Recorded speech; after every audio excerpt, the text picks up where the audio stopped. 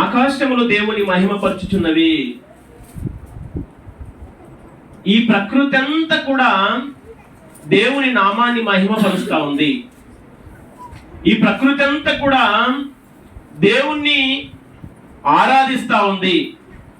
ఈ ప్రకృతి అంతా కూడా దేవుని నామ మహిమ కొరకు పనిచేస్తూ ఉంది.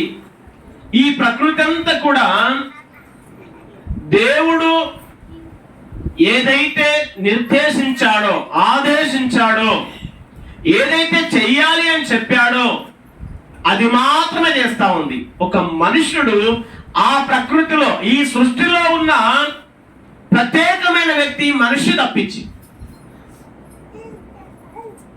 ఈ సృష్టిలో ఉన్న ఈ సృష్టి అంతా కూడా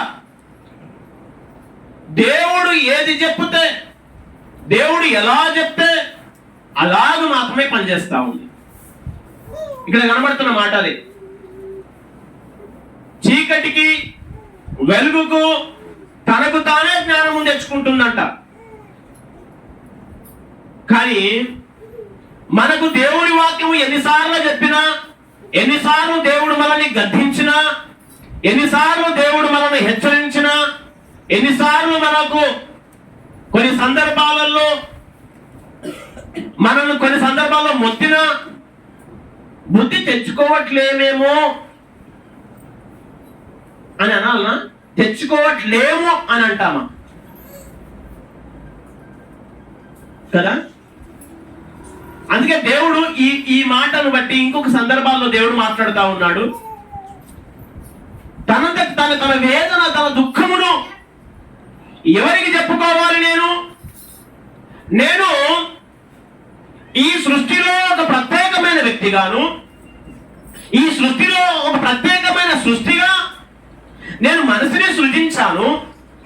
ఈ సృష్టి అంతా కూడా లేదా నా నోటి మాటతో సృజిస్తే, ఈ సృష్టిలో ఒక ప్రత్యేకమైన వ్యక్తిని, మనిషిని నేను నా చేతులతో సృష్టించి, అంతేకాకుండా ఇదిగో నాలో నుంచి ఊపిరిని పంపి వాని సజీవునిగా మనిషిగాను చేస్తే, వారికి జ్ఞానమును అనుగ్రహిస్తే, ఇవన్నీ ఇస్తే నన్ను మర్చిపోతున్నాడే అని ఆయన మాట్లాడుతూ, ఆకాశమా ఆలకించుము, భూమి చెవియొగ్గుము, నా బాధ, నా గోడు ఎవరికి చెప్పుకోవాలా?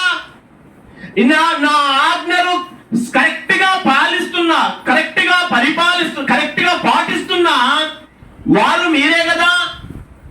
ఇదిగో గాడిదను చూడు, ఎద్దును చూడు, పక్షులను చూడు, ఇవన్నీ కూడా లేదా వాటి క్రమము చొప్పున ఏ విధంగానైతే జరగాలో అది కరెక్ట్ గా జరిగిస్తా ఉన్నాయి. ఈ మనిషి తప్పించి అని అంటే నేను ఒక మాటలు చెప్పాలంటే,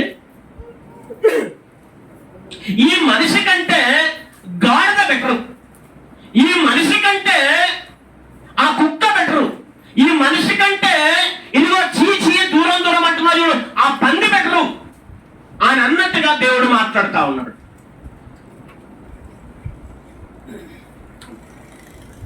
కానీ ఆదికాండం మొట్టమొదటిగా చూసినట్టు అక్కడ ఏమంటాడు అంతలకే, ఇదిగో భూమిని ఏలు, ఈ భూమి అంతా కూడా నీ కంట్రోల్లో ఉన్నదిరా బాబు అని చెప్పేసి చేతికి అప్పగిస్తే దాన్ని ఎలా వినియోగించుకుంటున్నారు ఈ మానవులు?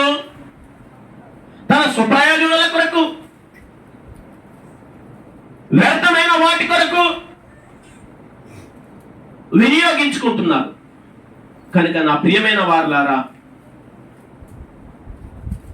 దేవుని ఆజ్ఞ ఏదై ఉన్నది, దేవుడు నిన్ను నియమించిన దానికి, ఓ మానవుడా, దేవుడు నిన్ను నియమించినందుకు, దేవుడు నిన్ను తన చేతులతో చేసుకున్నందుకు ఒక ప్రత్యేకమైన పర్పస్ ఉంది, ఒక ప్రత్యేకమైన ఉద్దేశము ఉంది. ఆ ఉద్దేశం ఏందో గైకొని ముందుకు నడిచినట్లయితే నువ్వు దేవుని చేత దీవించబడతావు, అనివో ఆ పరలోక రాజ్యంలో నీవు ఉంటావు. లేదా అక్కడ నుంచి త్రోసివేయబడతావన్న విషయాన్ని గమనించు ఇప్పటికైనా. లేకపోతే అగ్ని ఆరదు, పొరుగు చావదు, అలాంటి ప్రాంతంలో, అలాంటి పరిస్థితుల్లో నువ్వు ఉంటావన్న విషయాన్ని మర్చిపోకు. నా ప్రియమైన వారలారా, దేవుడు తన గోడును ఎవరికి చెప్పాలా అని చెప్పేసి ఈ సృష్టికే చెప్తా ఉన్నాడు. చూడండి,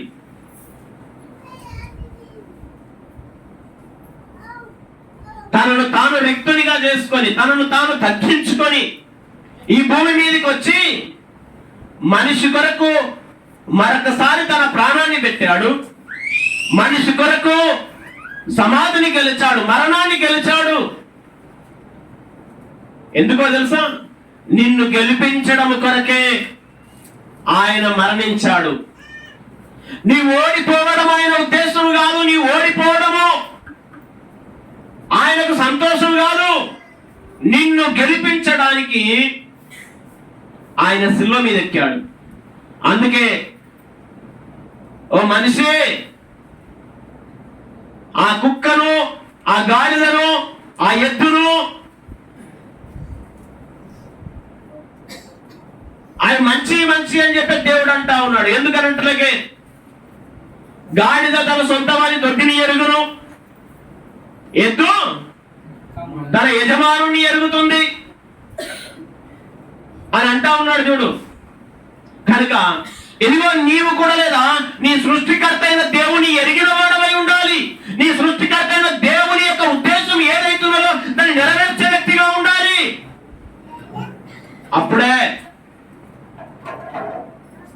అప్పుడే నీవు ఆయనకు ఇష్టమైన కుమారునిగాను కుమార్తెగాను ఉండగలుగుతావు.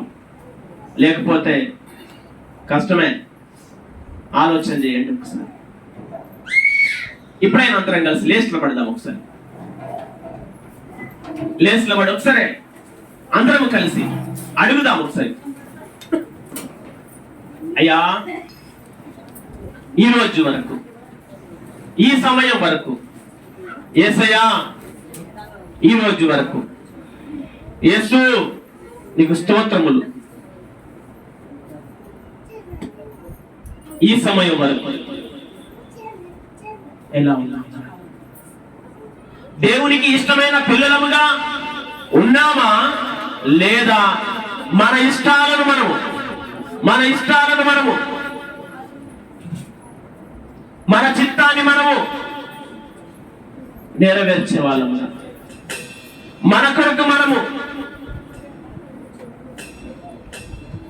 ఈ లోక సంబంధముగా లోక ఆలోచనలు కలిగి, లోక ఉద్దేశములు కలిగి, లోక మాలిన్యమునంతటినీ అంటబెట్టుకొని లోకస్తుల వలె ఉంటున్నామా?